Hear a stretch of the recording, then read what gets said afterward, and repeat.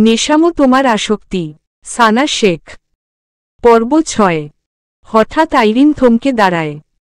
নীরবে ঘাড় ঘুরিয়ে তাকায় পেছনে। স্বপ্না রেগে মেগে তেড়ে এসে দাঁড়ায় আইরিনের সামনে। আঙুল তুলে কিছু বলার আগেই আইরিন ওই আঙুলটা শক্ত করে ধরে নিচে নামিয়ে দেয়। দাঁতে দাঁত পিষে বলে, আমি চুপচাপ থাকি বলে এটা ভেবো না আমি দুর্বল। তোমার মতো মেয়ের হাত কিভাবে ভাঙতে হয় আমি আইরিন খুব ভালো করেই জানি। তুমি শুধু আমাকে দেখেছ, চিনতে পারোনি এখনো। নিজের ভালো চাইলে আমার সাথে ঝামেলা করতে এসো না। নীরবে হুমকি দিয়ে প্রস্থান করে আইরিন। স্বপ্না আঙুলে ব্যথা পেয়েছে। অনেক জোরেই চেপে ধরেছিল আঙুলটা। হাত ঝাঁকি দিতে দিতে আইরিনের যাওয়ার পথে তাকিয়ে থাকে। রাগে ফর্সা মুখটা লাল হয়ে উঠেছে। আশেপাশে অনেকে দাঁড়িয়ে তাকিয়ে আছে ওর দিকেই। অপমান বোধ করে স্বপ্না। আইরিনকে কিছুতেই ছাড়বে না। আইরিন সোজা ক্লাসরুমে এসে বসে পড়ে। রাগে শরীর কাঁপছে। মেয়ের সাহস দেখে বাঁচে না। যেখানে ছেলেরা ওর সাথে লাগতে আসে না সেখানে একটা মেয়ে হয়ে এসেছে ওকে শাসানোর জন্য। একটু সময়ের মধ্যেই স্বপ্না আর ওর বান্ধবীরা ক্লাসে চলে আসে। কয়েকজন মেয়ে আইরিনকে ঘিরে দাঁড়ায়। বিভিন্ন প্রশ্ন করতে শুরু করে। আইরিন নিচের দিকে তাকিয়ে বলে, প্লিজ আমাকে বিরক্ত না করে নিজেদের জায়গায় গিয়ে বসো। সবাই সরে যায় আইরিনের গম্ভীর গলার স্বর শুনে। আইরিন ক্লাসে কারো সাথে খুব একটা মেশে না। ওর আলাদা করে কোনো বান্ধবী নেই। যখন যার পাশে বসে তখন তার সাথেই টুকটাক কথা হয়। সকলের ধারণা আইরিন সহজ সরল, বোকা ভীতু একটা মেয়ে। স্বপ্না রাগে ফোঁস করতে করতে আইরিনের দিকে তাকায় একটু পরপর। ছুটির পর দেখে নেবে এই মেয়েকে। ক্লাস শেষে ব্যাগ কাঁধে নিয়ে ক্লাস থেকে বের হয় আইরিন। সেই যে সকালে এসে ক্লাসে বসেছিল তারপর আর বের হয়নি ক্লাসরুম থেকে। আইরিন আস্তে ধীরে আগায় গেটের দিকে। স্বপ্না আগে আগে গিয়ে গেটের বাইরে দাঁড়ায়। আইরিন বাইরে বের হতেই ওর পথ আগলে দাঁড়ায় স্বপ্না। আইরিন বিরক্তিতে কপাল ভ্রু কুঁচকে তাকিয়ে থাকে। একে তো খিদে পেয়েছে, তার উপর এই মেয়ের এই নাটক মোটেও সহ্য হচ্ছে না। শান্ত গলায় বলে, স্বপ্না আমার পথ ছাড়ো। তুই সকলের সামনে আমাকে অপমান করেছিস, এখন দেখ আমি তোর কি করি। বলেই আইরিনের হিজাবের দিকে হাত বাড়ায়।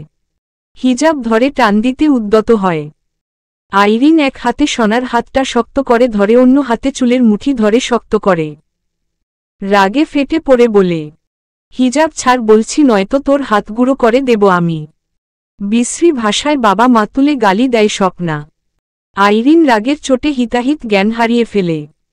আর যাই হোক, মাতুলে গালি দিলে ওর সহ্য হয় না। ক্লাসে বসেও কয়েকবার ওর বাবা মাতুলে গালি দিয়েছিল। আইরিন বহু কষ্টে নিজেকে শান্ত রেখেছিল তখন।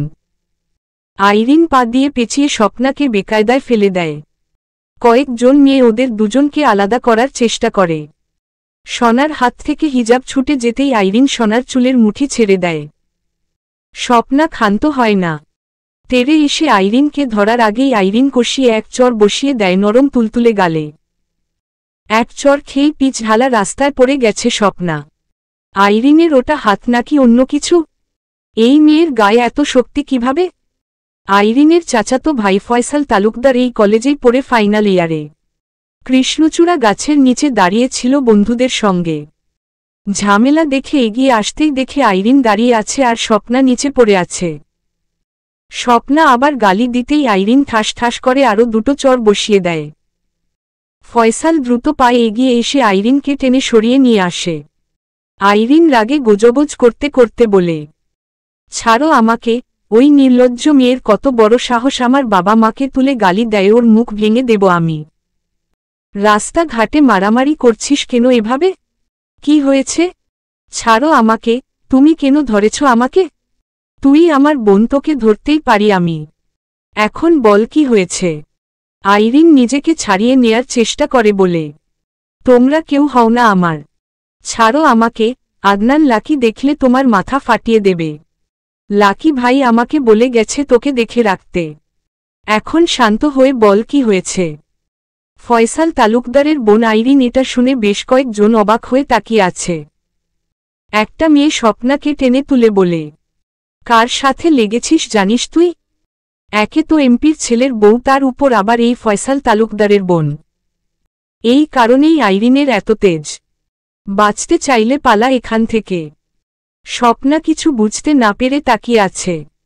ওর মাথা ভো ভো করছে 3টা চর খেয়ে। আর 2টো চর খেলে অজ্ঞান হয়ে যাবে। আদনান দূরে দাঁড়িয়ে আছে বাইক নিয়ে। আসার সময় রাস্তায় জ্যামে আটক পড়েছিল, তাই আজকে পৌঁছাতে দেরি হয়ে গেছে।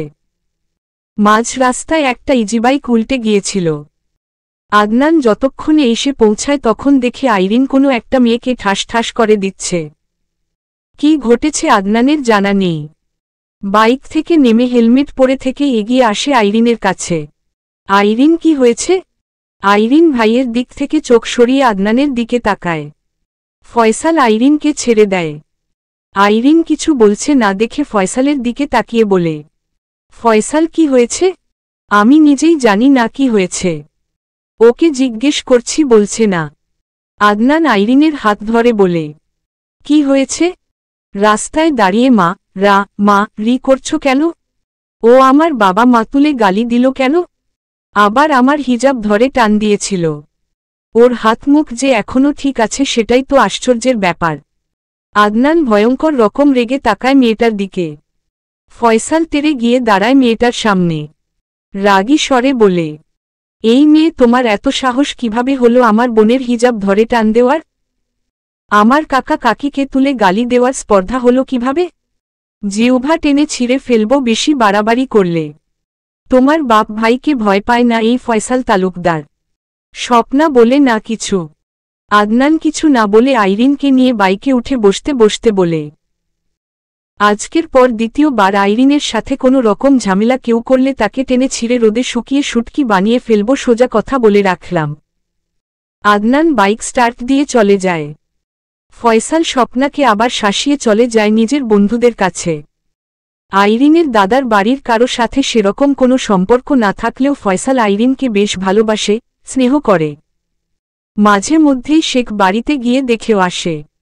আইরিন নিজেই ফয়সালের সাথে কথা বলতে চায় না।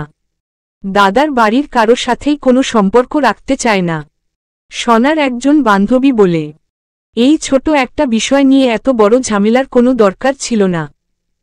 বিয়ে হয়ে যাওয়ার পরেও একজন ছেলেকে নিয়ে এরকম করাটা ভালো দেখায় না। তুই আইরিনের সাথে ঝামেলা করলেই আদনান লাকি তোর হয়ে যাবে নাকি? এখন এতগুলো মানুষের সামনে অপমান অপদস্থ হয়ে ভালো লাগছে? বলেছিলাম কোনো ঝামেলা না করতে। পাশ থেকে একজন ক্লাসমেট বিড় করে বলে, নিজেকে অনেক বড় কিছু মনে করে বোধ হয়। যেই না আমার চেহারা নাম রাখছে পেয়ারা। নেংটি ইন্দুর একটা। দেখাই তো যায় রা একটা চিকার মতো।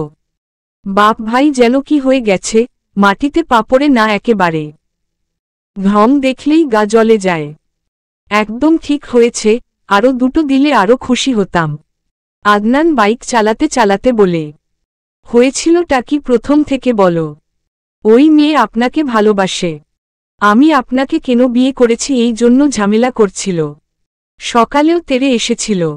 সকালেই বলনি কেন আমাকে? ফোন তোর সাথেই আছে।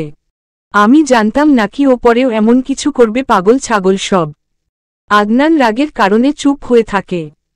নেহাত মেয়েদের গায়ে হাত তোলে না, নয়তো ওই মেয়ের খবর ছিল আজ। আইরিন আবার বলে, ওই মেয়েকেই বিয়ে করা উচিত ছিল আপনার। আপনার জন্য একদম পাগল হয়ে গেছে। কোনো পাগল ছাগলকে আমি নিজের জীবনে জোড়াই না। আমার রাগী জেদি বউই ঠিক আছে। আইরিন কিছু বলতে গিয়েও থেমে যায়। চুপচাপ অর্ধেকের বেশি রাস্তা চলে আসে দুজন। আদনান রাস্তার পাশে বাইক থামায়। তাড়াহুড়ো করে আইরিনকে বলে, সুইটহার্ট, তাড়াতাড়ি নামো। কেন, কি হয়েছে? আদনান এক হাত উঁচু করে কনিষ্ঠ আঙুল দেখায় আইরিনকে। তাড়াতাড়ি নামো সুইটহার্ট। রাস্তাঘাটে এসব কি? লজ্জা শরম বলতে কিছু নেই? বাড়িতে গিয়ে করবেন, দ্রুত চলুন এখন। ও সুইটহার্ট, আটকে রাখতে পারছি না আর। আমার ট্যাঙ্ক এখন খালি না করলে বাইকের ট্যাঙ্ক ফুল হয়ে যাবে। আইরিন নাক মুখ কুচকে বাইক থেকে নেমে দাঁড়ায়। আদনানের দিকে তাকিয়ে বলে, এখানে মাঝ রাস্তায় কোথায় করবেন আপনি? ঝোপের আড়ালে। আপনার বাপ না এমপি, ওনাকে বলতে পারেন না পাবলিক টয়লেট বানিয়ে দিতে? আমার বাপের কাজ টয়লেট বানিয়ে দেওয়া না, ওটা প্রশাসনের কাজ। আপনি এখন পরিবেশ দূষণ করবেন? না, গাছের গোড়ায় সেচ দিব সুইটহার্ট। তুমি আশেপাশে নজর রাখো কোনো মেয়ে যেন না আসে। আমি 2 মিনিটেই চলে আসব। কথাগুলো বলে এক প্রকার দৌড়ে ঝোপের আড়ালে চলে যায় আদনান। আদনান নিজের কাজ শেষ করে ঝোপের আড়াল থেকে বেরিয়ে আসে। শান্তি লাগছে এখন, কি চাপটাই না দিয়েছিল। বাইকে উঠে বসে আইরিনকে উঠতে বলে। আইরিন চুপচাপ উঠে বসে। আদনান বাইক স্টার্ট দিতে দিতে বলে, শান্তি লাগছে এখন, এতক্ষণ খুব চাপে ছিলাম। আইরিন রাগী স্বরে বলে, আমি আপনার সাথে আর বের হব না কখনো। আদনান শান্ত স্বরে বলে, কেন সুইটহার্ট? রাস্তাঘাটে আপনার 1-2 পেয়ে যায়। নির্লজ্জের মতো যেখানে সেখানে। বাকিটুকু আর বলে না আইরিন। আরেহ রোজ রোজ পায় নাকি? আজকের গরমে পানি খেতে খেতে পেট ভরে গিয়েছিল। রাস্তায় জ্যামে আটকা না পড়লে এতক্ষণে তো বাড়িতে গিয়েই করতে পারতাম। আপনার মতো অসভ্য নির্লজ্জ লোকের সাথে আমি বের হবই না। বাড়ি থেকেই বের হওয়ার দরকার নেই। হ্যাঁ, এখন মুখটা বন্ধ করে নিয়ে চলুন বাড়িতে। সুইটহার্ট এইটুকু শরীরে এত রাগ কিভাবে স্টক করে রাখো? আইরিন অন্য দিকে তাকিয়ে থাকে। এই লোকের সাথে কথাই বলবে না। সব সময় ওকে রাগানোর ধান্দায় থাকে, বজ্জাত লোক একটা। আদনান মিটি মিটি হাসে। বাড়ি ফিরে গোছল করে খাবার খেয়ে রুমে চলে আসে আইরিন। নিজের ফোনটা হাতে নিয়ে বিছানায় শুয়ে পড়ে চিত হয়ে। খাবার খেয়েই আদনান বেরিয়ে গেছে বন্ধুদের সঙ্গে। আইরিন বড় মামির নাম্বারে ডায়াল করে। মামনির সাথে রোজ 2 বার কথা না বললে ওর ভালো লাগে না। কল রিসিভ হতেই দেখে ফোনের স্ক্রিনে বাড়ির প্রায় সবাইকে দেখা যাচ্ছে। আইরিন হেসে সালাম দেয় সকলের উদ্দেশ্যে। নাবিলা বেগম সালামের জবাব দিয়ে বলেন, খেয়েছিস? খেয়ে মাত্র রুমে আসলাম। লাকি কোথায়? বাইরে গেছে। নিতে গেলে আসবি? অবশ্যই। তাহলে আগামী কাল তোর মামাকে পাঠিয়ে দেব। আগে আব্বাকে কল করে বলে নিও। তা তো বলবই। পাশ থেকে কুলসুম বেগম বলেন, লাকিকে আগে বলতে হবে। ওটাই তো আসতে দেয় না। শেফা বলে, বউকে ছাড়া থাকতে কষ্ট হয় তাই আসতে দেয় না। কুলসুম বেগম হেসে ওঠেন। শেফার মা শেফার মাথায় একটা মেয়ে বলেন, দিন দিন অসভ্য হয়ে যাচ্ছিস। শেফা মাথায় হাত বুলিয়ে বলে, এখানে অসভ্য হওয়ার কি হয়েছে? যেটা সত্যি সেটাই তো বলেছি। লাকি ভাইয়া তো আপুকে ছাড়া থাকতেই পারে না। তোকে এত কথা কে বলতে বলেছে? ছোট মানুষ ছোটর মতো থাক। ছোট মানুষ যখন তখন একটা ফিডার কিনে দিও, সারা দিন শুয়ে শুয়ে ফিডার খাবো। কোনো কাজ করতে ডাকবে না আমাকে। মামির ঝগড়া দেখে আইরিন শব্দ করে হেসে ওঠে। বোনের কথাগুলো ওর কাছে যুক্তিযুক্ত মনে হয়েছে। মেয়ের মাথায় আরেকটা মেয়ে বলেন, কাজের সময় যত কাজ চুরি তাই না? কথা বলার সময় ছোট বানিয়ে দেবে আর কাজের সময় বুইরা বেডি। নাবিলা বেগম ছোট যাকে থামিয়ে দিয়ে বলেন, তুমিও তো মেয়ের সাথে সাথে ছোট হয়ে যাও। ওকে ওর মতো বলতে দাও। আইরিন বলে, তাহলে আগামী কাল মামাকে পাঠিয়ে দিও। আচ্ছা, তুই লাকিকে আগেই বলে রাখিস। আচ্ছা। রান্না করতে যাব এখন, ভালো থাকিস। তোমরাও ভালো থেকো। কল কেটে দিয়ে আইরিন খুশি হয়ে যায়। কতগুলো দিন পর মামার বাড়িতে যাবে। একবার যেতে পারলেই হয়, তাড়াতাড়ি আর আসবে না। বিছানায় কতক্ষণ গড়াগড়ি করে নেমে দাঁড়ায়। ফোন রেখে রুম থেকে বেরিয়ে আসে। ড্রয়িং রুমে আসতেই শাশুড়ি মা বাদে বাকি সকলের সাথে দেখা হয়। আমিরা ওকে দেখেই কপাল ভ্রু কুঁচকে নেয়। আর কয়েক দিন পর আমিরা শ্বশুর বাড়িতে ফিরে যাবে। আমিরার হাজবেন্ড আর শ্বশুর শাশুড়ি যেদিন এসেছিল তারপরের দিনই চলে গেছে। আইরিন ননদের দিক থেকে চোখ সরিয়ে রান্নাঘরের দিকে এগিয়ে যায় শাশুড়ি মাকে সাহায্য করার জন্য। আদনান বাড়িতে ফেরে বেশ রাত করে। কলিং বেল চাপার অনেকক্ষণ পর আইরিন দরজা খুলে দেয়। আদনান ভেবেছিল অন্য কেউ দরজা খুলবে, আইরিনকে দেখে একটু সারপ্রাইজড হয়। ভেতরে প্রবেশ করে হাসি মুখে বলে, কি সুইটহার্ট, আমাকে ছাড়া ঘুম আসছিল না? আইরিন দরজা লাগিয়ে কটমট করে তাকায়। আদনান এই কটমট চাহনি উপেক্ষা করে আইরিনের কোমর জড়িয়ে ধরে এক হাতে। ফতাফত চোখের পলকে কয়েকটা চুমু খায় ঠোঁটে। আবার হেসে বলে, তুমি এভাবে তাকালে আমার শুধু আদর করতে ইচ্ছে করে। আপনার মুখ সেলাই করে দিব আমি। কষ্ট হবে না তোমার? আইরিন নিজেকে ছাড়িয়ে নিতে নিতে বলে, একটু হবে না, বরং আনন্দই হবে। হাত মুখ ধুয়ে খেতে আসুন এখন। আদনান আইরিনের পেছনে পেছনে এগিয়ে বলে, চুমু খেতে যখন হাতমুখ ধুতে হয়নি তখন খাবার খেতে হাতমুখ ধুতে হবে কেন? আইরিন দাঁতে দাঁত পিষে বলে, কিচ্ছু করতে হবে না, খেতে আসুন। খিদে তো নেই। আইরিন ঘাড় ঘুরিয়ে পেছনে তাকায়। কেন? এলেঙ্গা গিয়েছিলাম, ওখান থেকে খেয়ে এসেছি। ওহ, আপনি গিয়ে শুয়ে পড়ুন, আমি আসছি। আদনান পেছনে থেকে ডেকে ওঠে। সুইটহার্ট, তুমি খেয়েছ? আইরিন ফিরে না তাকিয়ে বলে, খাবো এখন। আদনান স্থির হয়ে দাঁড়িয়ে যায়। দেয়াল ঘড়ির দিকে তাকিয়ে দেখে 12টার উপরে বাজে। আইরিন ওর জন্য না খেয়ে এতক্ষণ অপেক্ষা করছিল, আর ও কিনা বাইরে খেয়ে আসলো। নিজের মাথার চুল নিজেরই টেনে ছিঁড়তে ইচ্ছে করছে এখন। দ্রুত পায়ে এগিয়ে আসে ডাইনিং টেবিলের কাছে। আইরিন নিজের প্লেটে খাবার বেড়ে খাওয়া শুরু করেছে। আদনান অপরাধীর ন্যায় বসে আইরিনের পাশের চেয়ারে। সরি জান, আর কোনো দিন এমন ভুল হবে না। আমি বুঝতে পারিনি জান, সরি। সোলাইমান ওরা ছাড়ছিল না, তাই বাধ্য হয়েই খেয়ে এসেছি ওদের সাথে। আইরিন মুখ তুলে তাকায় আদনানের মুখের দিকে। মুখের ভাত গিলে নিয়ে স্বাভাবিক স্বরে বলে, এভাবে বলার মতো তো কিছু হয়নি। আপনি চেঞ্জ করে শুয়ে পড়ুন, আমি আসছি। জান, বলছি তো সরি। আশ্চর্য তো, বারবার সরি বলছেন কেন? জান, বলছি তো ভুল হয়ে গেছে। আইরিন সত্যি সত্যি অবাক হয়ে যায়। পাগল হয়েছে নাকি লোকটা? নাকি উল্টা পাল্টা কিছু খেয়ে এসেছে? আবার ভাত মাখতে মাখতে বলে, আপনি রুমে যান, আমি আসছি। আদনান যায় না, চেয়ার টেনে আইরিনের আরেকটু কাছে এগিয়ে আসে। আইরিন ভাত তুলে মুখে দেবে তার আগেই আদনান মুখ এগিয়ে দিয়ে হা করে। আইরিন নিজের মুখে পুরতে গিয়েও থেমে যায়, লোকমাটা আদনানের মুখে পুরে দেয়।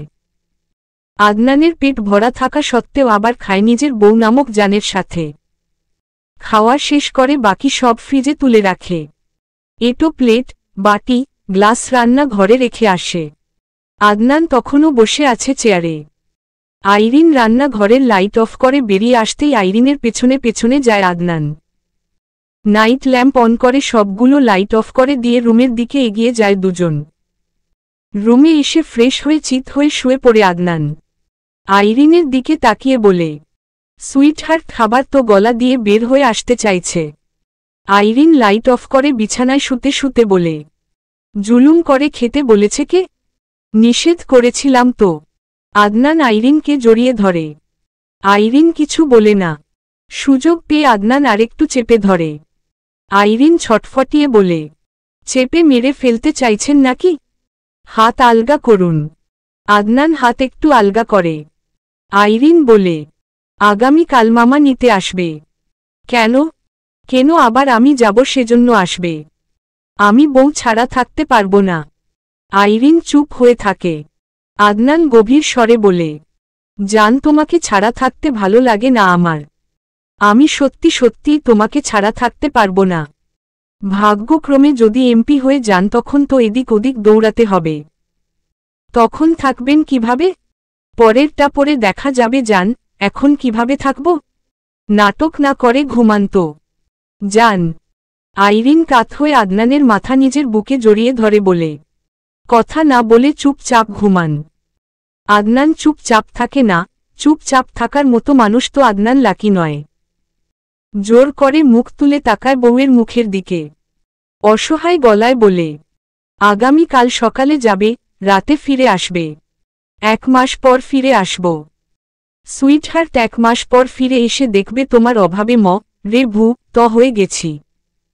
আইরিনের গম্ভীর চোখে মুখে হাসি ফুটে ওঠে।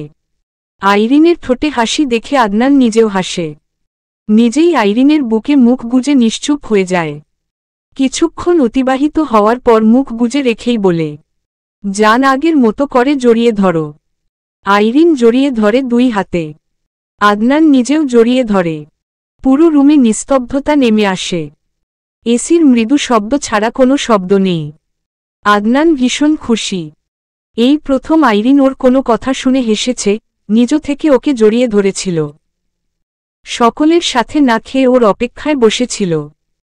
আজকের আগের প্রত্যেকটা রাতে আদনান পরিবারের সাথেই রাতের খাবার খেয়েছে, তাই আইরিনকে অপেক্ষা করতে হয়নি। আজকেই শুধু পরিবারের সাথে খায়নি। আদনান কল্পনাও করেনি আইরিন না খেয়ে ওর অপেক্ষায় থাকবে। সকালে খাবার খেয়েই আইরিন মামার সাথে শেখ বাড়িতে চলে গেছে। আদনানকেও যাওয়ার জন্য জোর করেছিল, আদনান বলেছে রাতে যাবে। আদনান বাইরে থেকে এসে সোফায় বসে আমিরার পাশে। ড্রয়িং রুমে আর কেউ নেই। ঘড়ির কাঁটা ঘুরতে ঘুরতে বেলা 11টার ঘর পেরিয়ে গেছে। আমিরা টিভি দেখায় ব্যস্ত।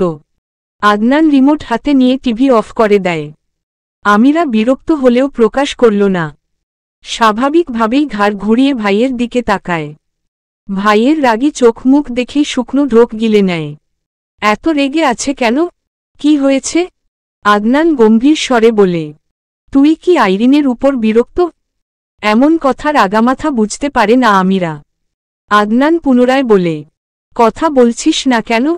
আইরিন কি সহ্য হয় না? সব সময় ওর দিকে ওভাবে তাকাস কেন? এমন কথা বলছো কেন ভাইয়া? কিভাবে তাকাই? সকালে কি নিয়ে আইরিনের সাথে চেঁচামেচি করলি? কই? সব কিছুই শুনেছি, কিন্তু আমি বিয়ের দিন থেকেই তোর হাবভাব দেখছি, আমি শুধু কিছু বলিনি। বিয়ের পর দিন তুই আইরিনকে কি কি বলেছিস সেসব সেদিনই আমার কানে পৌঁছে গেছে। ভাবিস না আইরিন বলেছে? আইরিন কিছুই বলেনি আমাকে। আইরিন এই বাড়ির কাউকে অকারণে কিছু বললে যে আমি চুপচাপ ওর সব কিছু মেনে নেব এমনও না। আমিরার চোখ মুখ শুকিয়ে কালো হয়ে যায়। আদনান রাগী গম্ভীর স্বরে বলে, আইরিন নিজে থেকে এই বাড়িতে আসেনি, ওকে আমি নিয়ে এসেছি। ও আমাকে ভালোবেসে এই বাড়িতে আসেনি, আমি ওকে ভালোবেসে জোর করে এনেছি। ওর সাথে উঁচু গলায় কথা বলার অধিকার এই বাড়ির কাউকে দেইনি আমি। তুই আমার বোন বলে যে তোর সব অন্যায় আমি চুপচাপ মেনে নেব এরকমটা ভাবিস না। আমার অর্ধেক দুনিয়া জুড়ে সবাই, আর বাকি অর্ধেক জুড়ে শুধু আইরিন। যদি কোনো দিন পুরো পৃথিবী আর আইরিনকে বেছে নেওয়ার অপশন আসে তাহলে আমি আইরিনকেই বেছে নেব। এখন বুঝে নে আইরিন আমার কাছে কি। এরপর থেকে ওর সাথে খারাপ আচরণ করার আগে 1000 বার ভেবে করবি। এটাই আমার ফার্স্ট অ্যান্ড লাস্ট ওয়ার্নিং। সকালে আইরিনকে চোখ মুছতে দেখেই আগুন ধরে গেছে বুকের ভেতর। এখন পারছে না বোনকে ধরে মা রতে। আদনান সোফা ছেড়ে উঠে ধূপধাপ শব্দ তুলে সিঁড়ির দিকে এগিয়ে যায়। সকাল থেকেই মেজাজটা ভীষণ চড়ে আছে। আদরের বোনকে কিছু বলতেও পারছিল না, আবার আইরিনের কষ্টটা সহ্য করতে পারছে না। রাগে বাড়ি থেকেই বেরিয়ে গিয়েছিল। শেষে সহ্য করতে না পেরে আবার ফিরে এসেছে। আজকে কিছু না বললে আবারও একই কাজ করবে। আস্তে আস্তে সাহস বেড়ে যাবে, তখন আরও কষ্ট দেবে আইরিনকে। আইরিনের বিন্দু পরিমাণ কষ্ট আদনানের সহ্য হয় না। কলিজা ছিঁড়ে যায় আইরিনকে কষ্ট পেতে দেখলে। যখন থেকে আইরিনকে চোখের পানি মুছতে দেখেছিল তখন থেকেই বুকের ভেতর আগুন ধরে আছে। আমিরা কি বলেছিল আইরিনকে সেসবও শুনেছে। ও এটা ভেবে ভেবেই অবাক যে ওর বোন হয়ে ওর বউকে ওই কথাগুলো বলেছে। আইরিন ওকে এত কিছু বলার পরেও যেখানে টু শব্দ অবধি করে না আদনান, সেখানে বিনা দোষে ওর বোন কত বাজে কথা শুনিয়েছে। একজন মানুষকে অপছন্দ হতেই পারে, তাই বলে তাকে অপমান করে কথা বলতে হবে? আইরিন তো চুপ থাকার মতো মেয়ে না, তখন কিভাবে ওই কথাগুলো শুনল এটা ভেবেই আরও অবাক হচ্ছে। আমিরার কথাগুলো শুনে বোধহয় বাক্যহারা হয়ে গিয়েছিল। রাগে মাথা ফেটে যাচ্ছে। আইরিন মন খারাপ করে চলে গেছে এই বাড়ি থেকে। যাওয়ার আগে আদনানের সাথে কথা বলেনি। একবার শুধু যেতে বলেছিল ওর সাথে। বাড়ির কারো সাথেই সেভাবে কথা বলেনি সকাল থেকে। আদনান আইরিনের চোখ দুটো খেয়াল করেছিল। লাল হয়েছিল চোখ দুটো, হয়তো কান্না করে চোখ লাল করেছে, নয়তো রাগ চেপে রাখার কারণে হয়েছে। এশার নামাজের পর শেখ বাড়ির সবাই ড্রয়িং রুমে উপস্থিত হয়। একটু পরেই খেতে বসবে সবাই। আদনানের জন্য অপেক্ষা করছে। ওর তো সন্ধ্যার পরেই আসার কথা ছিল, সেখানে এশার নামাজ শেষ হয়ে যাওয়ার পরেও এখনও আসছে না। আইরিন একবার কল করেছিল একটু আগে, রিং বেজে কেটে গেছে, রিসিভ হয়নি। কোথায় আছে, কি করছে কে জানে। কলিং বেল বেজে ওঠে। শোয়েব সোফা থেকে উঠে গিয়ে দরজা খুলে দেয়। দরজার সামনে দাঁড়িয়ে আছে আদনান। দুই হাতে ফলমূল, মিষ্টি, দই আর চিপস। দুই হাতের সবকিছু শোয়েবের দুই হাতে ধরিয়ে দেয়। শোয়েব আদনানের মুখের দিকে তাকিয়ে আবার ভেতরের দিকে এগিয়ে বলে, এভাবে না এনে পুরো বাজারটা মাথায় তুলে নিয়ে আসলেই পারো। আদনান শোয়েবের পেছনে পেছনে আসতে আসতে বলে, আমার গায়ে অত শক্তি নেই, তুমি যদি নিয়ে আসতে পারো তাহলে চলো। না থাক ভাই, বিয়ের আগেই বউকে বিধবা করতে চাই না। আদনান মুচকি হাসে। সোফায় বসে থাকা কেউ শোয়েবের কথাগুলো শুনতে পায়নি। আদনানকে দেখে সোফায় বসে থাকা প্রায় সবাই উঠে দাঁড়ায়। আদনান হাসি মুখে সকলের সাথে কুশল বিনিময় করে। জহিরুল শেখ আদনানের দিকে তাকিয়ে বলেন, তোমার কখন আসার কথা ছিল, আর আসলে কখন? ওই একটু ব্যস্ত ছিলাম তাই দেরি হয়ে গেল। চলো এখন খাবে, খাবার সব ঠান্ডা হয়ে জমে গেছে বোধ হয়। ঠান্ডাই তো পছন্দ আমার। নাবিলা বেগম বলেন, 5 মিনিট একটু বসো, তরকারি গরম না করলে খাওয়া যাবে না। নাবিলা বেগম দ্রুত পায়ে রান্নাঘরের দিকে এগিয়ে যান। আদনান সোফায় বসে নানা শ্বশুরের পাশে। আইরিনের দিকে তাকায়, আইরিন আগে থেকেই ওর দিকে তাকিয়ে আছে। দুজন দুজনের দিকে স্থির দৃষ্টিতে তাকিয়ে থাকে। আদনান নিজেই দৃষ্টি সরিয়ে নেয়। আইরিন দৃষ্টি সরায় না। আদনানকে কেমন যেন লাগছে। কি হয়েছে ওর? চোখ মুখ এমন দেখাচ্ছে কেন? আদনান হেসে হেসে আইরিনের মামা আর নানার সাথে কথা বলছে। কথা বলার ফাঁকে ফাঁকে আইরিনের দিকে তাকাচ্ছে। ফারজানা তালুকদারের কল আসে আইরিনের ফোনে। ফোন হাতে নিয়ে সোফার কাছ থেকে দূরে সরে দাঁড়ায়। রিসিভ করে সালাম দিয়ে কথা শুরু করে। ফারজানা তালুকদার বলেন, আইরিন লাকি গেছে তোমাদের বাড়িতে? হ্যাঁ, কিছুক্ষণ আগেই এসেছে। ওহ, উনি কোথায় ছিল সারাদিন? সকালে তোমরা বের হওয়ার পর লাকিও বেরিয়েছিল। তারপর কখন বাড়িতে ফিরে এসেছিল আমি খেয়াল করিনি। 12টার পর দেখেছিলাম আমি, তখন থেকে বাড়িতেই ছিল। রুম থেকে বের হয়নি সারা দিন, সকালের পর আর খায়নি কিছু। এশার নামাজের আগেই রেডি হয়ে বাড়ি থেকে বের হয়েছে। আমি জিজ্ঞেস করাই বলেছিল তোমাদের ওখানে যাবে। তাই জানার জন্য কল করেছি যে গেছে কিনা। ওকে একটু দ্রুত খেতে দিও, সারা দিন খায়নি কিছু। আচ্ছা, টেনশন করবেন না মা। আচ্ছা রাখছি, ভালো থেকো। আপনিও ভালো থাকবেন। ফোন রাখতেই আমিরা মায়ের দিকে তাকিয়ে বলে, তোমার ছেলে বউ পাগল হয়ে গেছে। ফারজানা তালুকদার নারাজ গলায় বলেন, এটা কেমন কথা আমিরা? বিয়ে করেছে বউ পাগল তো হবেই। তোমার আব্বু কি আমার জন্য পাগল না? তোমার হাজবেন্ড কি তোমার জন্য পাগল না? সব স্বামী স্ত্রীর জন্য পাগল থাকে। যেই পুরুষ স্ত্রীর জন্য পাগল থাকে না সেই পুরুষ আর যাই হোক ভালো স্বামী হতে পারে না। ভালো স্বামীরা স্ত্রীকে একটু বেশিই ভালোবাসে। এমন তো নয় যে লাকি বিয়ের পর পরিবর্তন হয়ে গেছে। বিয়ের আগেও যেমন ছিল, এখনও তেমনই আছে। এমন কথা আর কখনো বলবে না, লাকি শুনলে রাগ করবে। আমিরা আরও কিছু বলতে চেয়েছিল, মায়ের কথা শুনে আর বলল না। ফারজানা তালুকদার হাজবেন্ড আর শ্বশুর শাশুড়িকে খেতে ডাকার জন্য এগিয়ে যান তাদের রুমের দিকে। মেয়ের কথা শুনে তিনি অসন্তুষ্ট হয়েছেন। শেখ বাড়ির সবাই একসাথেই খাবার খায়। খাওয়া শেষে আইরিনের সাথেই রুমে চলে আসে আদনান। 4 হাত পা ছড়িয়ে শুয়ে পড়ে বিছানায়। শ্বশুর বাড়িতে আসলে ওর খাওয়া জুলুম হয়ে যায়। 2 মামি শাশুড়ি ঠেসে ঠেসে খাওয়ায়। এই বাড়িতে টানা 1 মাস থাকলে ওর ওজন বেড়ে যাবে 20 কেজি। আইরিন দরজা লাগিয়ে বিছানার পাশে এসে দাঁড়ায়। আদনান ঘাড় ঘুরিয়ে তাকায় আইরিনের দিকে। শান্ত দৃষ্টি, তাকানো দেখে মনে হচ্ছে কয়েক যুগ ধরে দেখে না। আইরিন গম্ভীর স্বরে বলে, কি হয়েছে আপনার? আমার আবার কি হবে? কোথায় ছিলেন সারাদিন? বাড়িতেই। কল করেছিলাম রিসিভ করেননি কেন? ফোনের সাউন্ড কমানো রয়েছে তাই শুনতে পাইনি। সারা দিন খাননি কেন? কে বলল খাইনি? আপনার চোখ মুখ বলছে। আসলেই? হ্যাঁ। চোখ লাল হয়ে আছে কেন? আদনান চোখ উল্টে উপরের দিকে তাকায়। চোখ উল্টে যেন নিজেই নিজের চোখ দেখতে চাইছে। কোথায় চোখ লাল? ঠিকই তো আছে। আমি কি কানা? উল্টা পাল্টা কিছু খাননি তো? আরে হো না, পাগল নাকি উল্টা পাল্টা কি খাবো? তোমার এক কথায় তো সিগারেট খাওয়াই ছেড়ে দিয়েছি। তাহলে কি হয়েছে? আদনান মুচকি হেসে বলে, কিছু হয়নি। মিথ্যে বলছেন কেন? আদনান শোয়া থেকে উঠে বসে 2 পা ঝুলিয়ে আইরিনকে টেনে জড়িয়ে ধরে আইরিনের বুকে মুখ গুজে অপরাধীর ন্যায় বলে, সরি জান। কেন সরি? কি হয়েছে? সরি বলবেন তো কি হয়েছে, কিসের জন্য সরি বলছেন? জান সরি, আমার জন্য তোমাকে কষ্ট পেতে হয়েছে। এগেইন সরি মাই লাভ। গত রাত থেকে কি হয়েছে আপনার? বারবার সরি সরি কেন করছেন? অদ্ভুত মানুষ। মাথা টাথা খারাপ হয়ে গেছে নাকি? আদনান মুখ তুলে আইরিনের মুখের দিকে তাকায়। তুমি কষ্ট পেয়েছ, আমি মনের মধ্যে শান্তি পাচ্ছি না। আজব তো, কিসের জন্য কষ্ট পেয়েছি? পেয়েছ আমি জানি। আইরিন চুপ হয়ে যায়। আদনান আইরিনকে আরেকটু শক্ত করে ধরে।